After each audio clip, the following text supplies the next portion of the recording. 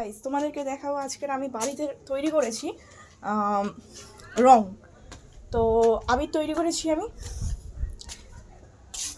হাঁপিয়ে গেলাম।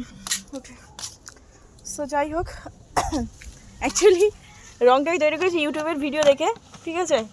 সো এখানে হচ্ছে ওই যে লাল রং তৈরি করেছি, অ্যাকচুয়ালি রং মেখে সবাই শেষ রং। তো এখনও রং খেলবো, দোকান ফোকান সব বন্ধ হয়ে গেছে, তো বাড়িতেই বানিয়ে নিলাম। তোমরা ইউটিউবে সার্চ করে দেখে নিও, খুব কম ইনগ্রেডিয়েন্টস দিয়ে তৈরি করা যায়।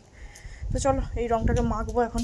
সুন্দর খালি কালারটা খালি হয়েছে, খালি দেখো ফ্রেন্ড, এই রংটা আমরা হচ্ছে মাখবো শুধু জাস্ট একদম ওয়াও, ঠিক আছে।